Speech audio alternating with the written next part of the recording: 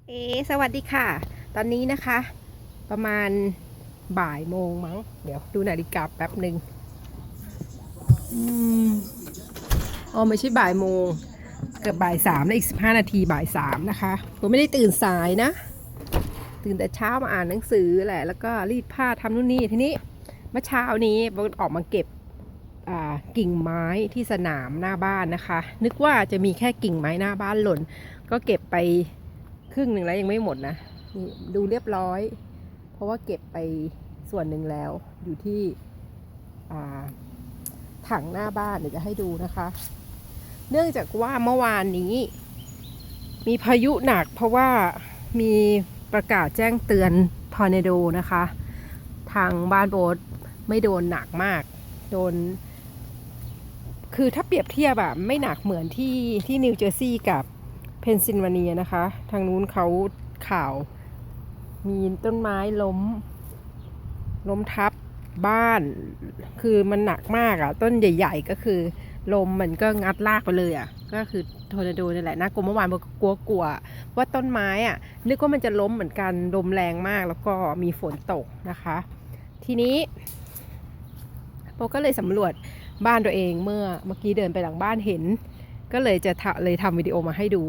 นี่หน้าบ้านนี้เก็บกองไว้นะคะยังไม่ได้เก็บกิ่งมันใหญ่ต้องตัดก็เลยเอามากองรวมๆกันไว้นะคะเดี๋ยวดูนะก็เกลื่อนกาดไปหมดเลยเห็นไหม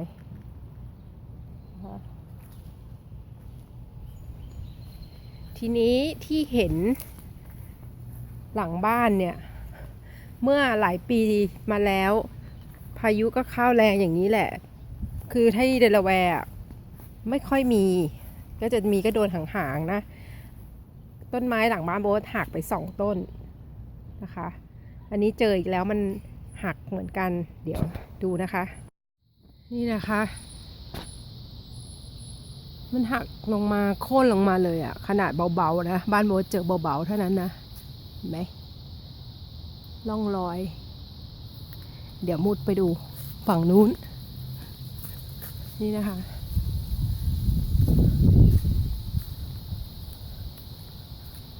หักลงมาเลยอ่ะนึกว่าจะไม่หักมองไม่เห็นนะมุมนี้เนี่ยเห็นกิ่งไหมคะ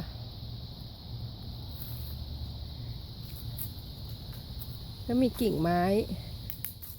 ปกติแล้วถ้ากิ่งไม้ร่วงปกติมันจะไม่เป็นกิ่งไม้ใหญ่อ่ะ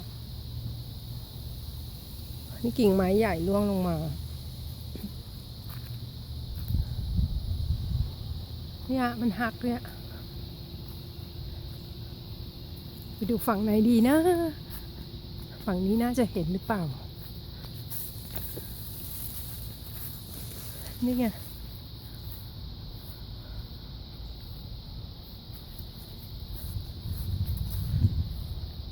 ต้องให้มิเตอร์ดึงมันหยุด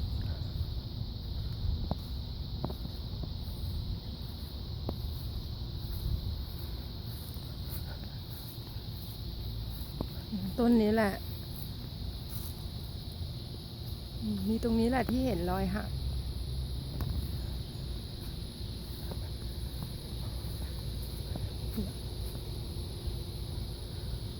แต่คิดว่ามิเตอร์ไม่น่าจะขุดตรงนี้ออกเพราะว่า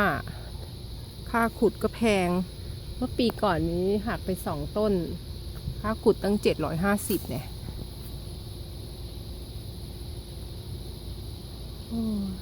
มันมาแรงอ่ะ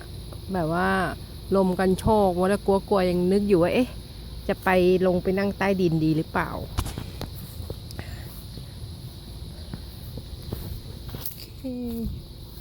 ด้านข้างก็ไม่มีอะไรมีแต่ด้านหน้ากับด้านหลังนี่แหละแล้วนี่ละนาด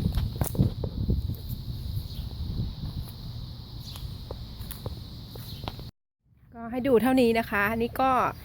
บ้านโน้ตถือว่าเล็กๆน้อยๆนะเพราะว่าถ้าดูบ้านอื่นที่เขาโดนหนักๆจากในข่าวอ่ะต้นไม้ต้นใหญ่อ่ะมันพังลงมาบนหลังคาบ้านเลยอ่ะน่ากลัวเอาล่ะรถเข้าบ้านแล้วนะคะขอบคุณนะคะที่แวะมาดู